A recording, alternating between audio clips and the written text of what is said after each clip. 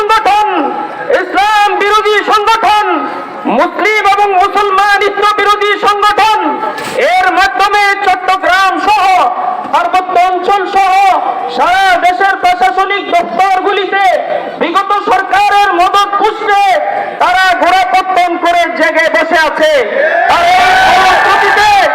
এরই ফলশ্রুতিতে আমরা জানি বিগত 2 দিন পূর্বে এদেশের প্রশাসনিক একজন আইনজীবী শহীদ সাইফুল ইসলাম আলিফকে তারা পরিকল্পিতভাবে ষড়যন্ত্রের অংশ হিসাবে তারা হত্যা করেছে। আল্লাহ তাআলা শহীদ সাইফুল ইসলাম আলিফের এই শাহাদাতের বদৌলতে ইসলামের সকল ষড়যন্ত্রকারী সংগঠনগুলিকে বন্ধের একটা উসিলা বানায় দেয়। আমরা তাদেরকে স্মরণ করিয়ে দিতে চাই, এদেশের মাটি আমাদের জন্মভূমি, দেশ নিয়ে কিছু বলবা হালকা ছাড় পাবা।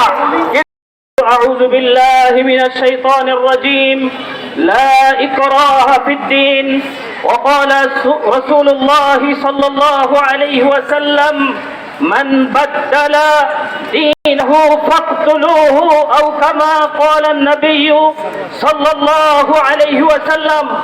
সম্মানিত তৌহিদি জনতা, আপনারা জেনে থাকবেন অত্র অঞ্চলের তৌহিদি জনতা, সম্মিলিত উলামায়ে কেরাম, মাদ্রাসা শিক্ষক এবং শিক্ষার্থীদের উদ্যোগে বাংলাদেশে সুদূর প্রসারী ষড়যন্ত্র সৃষ্টিকারী দেশ বিরোধী সন্ত্রাসী সংগঠন, ইসলাম বিরোধী সন্ত্রাসী সংগঠন, কোরআন বিরোধী সন্ত্রাসী সংগঠন, পৃথিবী থেকে ইসলাম নামটিকে মুছে দেওয়ার সুদূর প্রসারী চক্রান্তকারী সন্ত্রাসী সংগঠন ইসকন দীর্ঘদিন যাবৎ আমাদের দেশের মধ্যে সন্ত্রাসী কার্যক্রম চালিয়ে যাচ্ছে।